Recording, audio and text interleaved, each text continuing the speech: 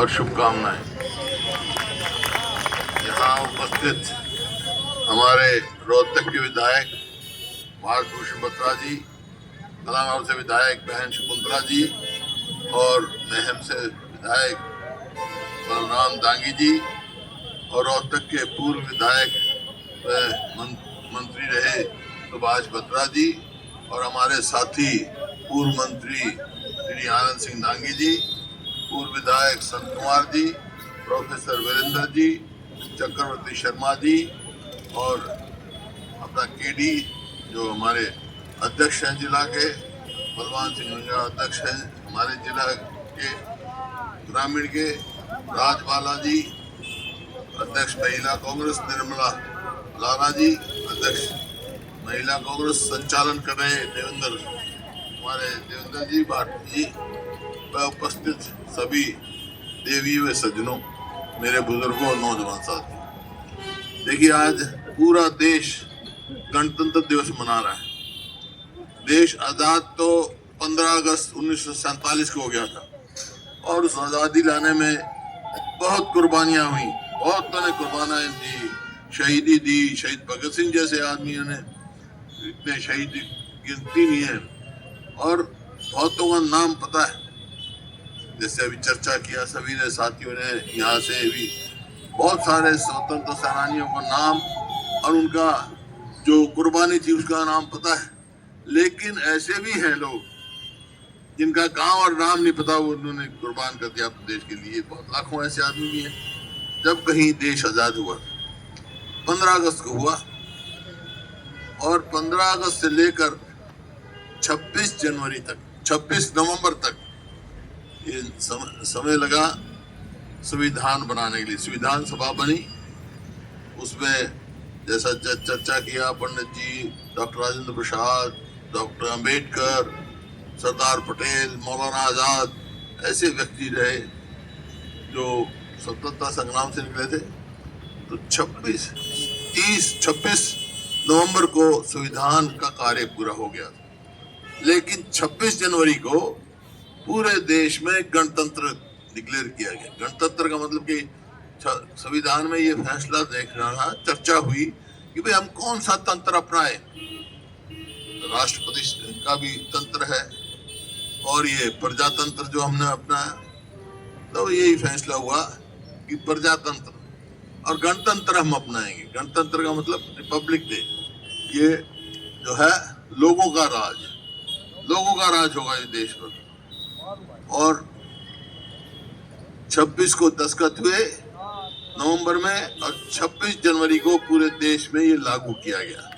इसका मतलब कि हर व्यक्ति को अधिकार होगा वोट का, उसको अधिकार ये होगा कौन सरकार चलाए, कौन उसका शासक हो, वो फैसला करेगा।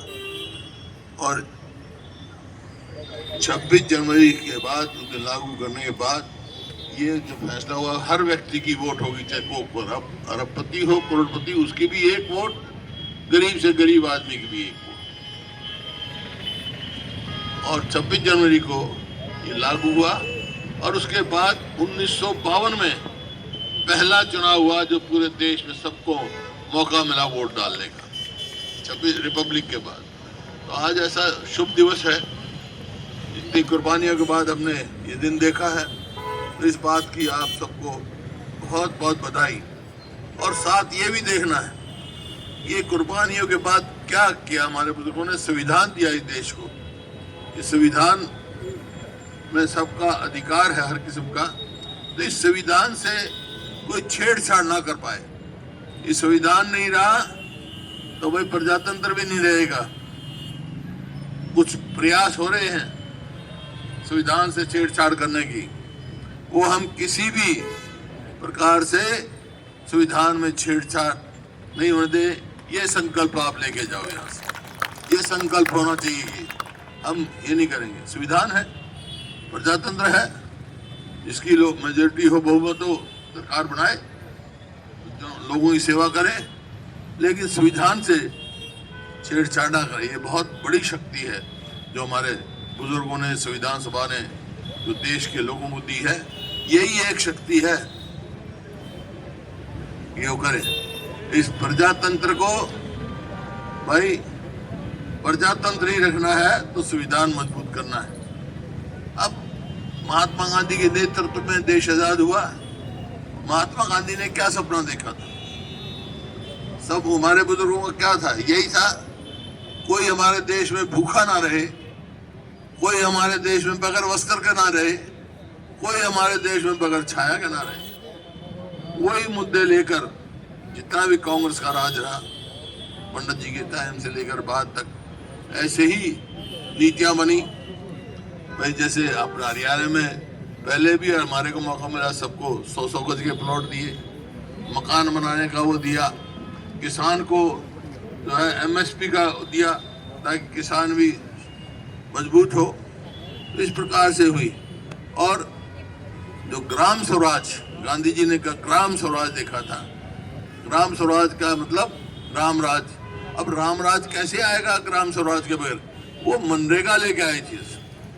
हमारी सरकार जो हर आदमी को रोजगार हो, कम से कम एक साल में 100 दिन का रोजगार हो, और उसके रोजगार के 100% जो है केंद्र सरकार देती थी और 10% स्टेट या पंचायत देती थी। पंचायत को ताकत देने के लिए ग्राम स्वराज बनाने के लिए वो स्कीम लेके आए थे। अबे ये सरकार उसको भी बदल रही है, ये निजीकरण की तरफ चल गई।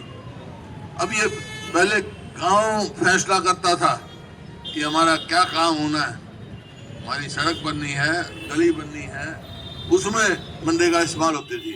अब फैसला गांव नहीं करेगा, ऊपर से फैसला करेंगे। निजीकरण हो गया, कोई बड़ा ठेकेदार आ गया, उसके यहाँ काम किया तो उसके दे दो भाई मनरेगा लगा दो। ये चल रहा है। इसमें जो बदलाव ला रहे हैं ये हमारे को मंजूर नहीं है। तो इस वास्ते आपको भी